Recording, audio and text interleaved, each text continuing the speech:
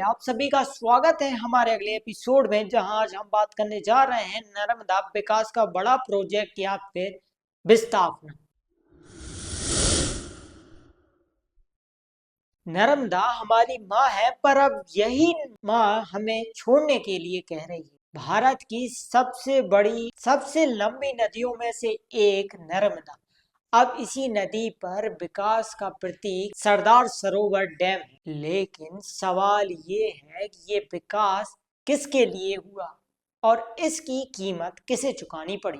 Narmada project की कल्पना 1946 में हुई थी। 30 से ज्यादा बड़े, 135 मध्यम और 3000 छोटे बांध बनाने की योजना बनी। वादा था कि सिंचाई, बिजली और पीने का पानी और विकास भारत का ड्रीम प्रोजेक्ट कहा जाए। लागत 60,000 करोड़ से अधिक, सिंचाई क्षमता 18 लाख हेक्टेयर, बिजली उत्पादन लगभग 1450 मेगावाट का था। पर जब भी कोई बांध बनाता है किसी का घर तो डूबता है। नर्मदा नदी के 244 गांव पानी में समा गए। करीब 40,000 परिवार बेघर हो गए।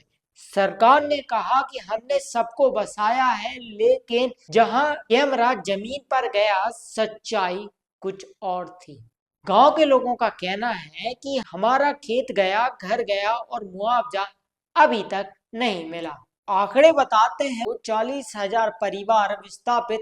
सामाजिक कार्यकर्ताओं के अनुसार 70,000 से अधिक प्रभावित और पुनर्वास योजनाएं अधूरी रह गई। 35% परिवारों को जमीन तक नहीं मिली। इस आवाजों ने सरकार को हिलाया, पर विकास के शोर ने इन आवाजों को दबा दिया। 2000 से लेकर 2017 तक यह मुद्दा अदालत से लेकर संसद तक पहुंचा। सुप्रीम कोर्ट ने कहा विकास जरूरी है, पर पुनर्वास पहले।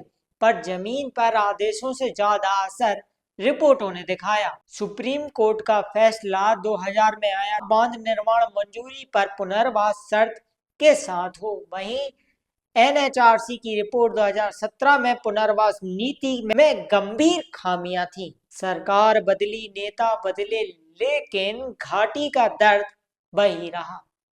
नर्मदा प्रोजेक्ट ने गुजरात के खेतों को सींचा, लेकिन मध्य प्रदेश के गांवों को सूखा छोड़ दिया। एक और खेतों में हरियाली है और दूसरी ओर विस्थापना की वीरानी। गुजरात में सिंचाई 18 लाख हेक्टेयर, मध्य प्रदेश में पुनर्वास अधूरा है। 2023 की रिपोर्ट के मुताबिक विकास की गाथा पूरी हुई, पर इंसान पीछे छूट गया। कुछ गांव वालों का कहना है कि हमें विकास से इनकार नहीं, पर इंसाफ भी तो चाहिए।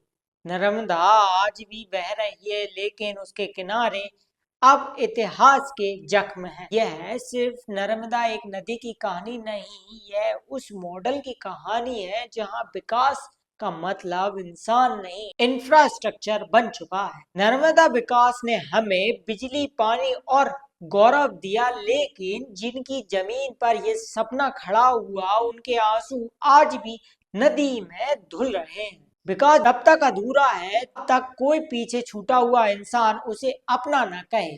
तो आप सभी का धन्यवाद। आप मिलते हैं ऐसे ही एक और कहानी के साथ अगले एपिसोड में। जब तक के लिए लाइक, शेयर, सब्सक्राइब जरूर करें।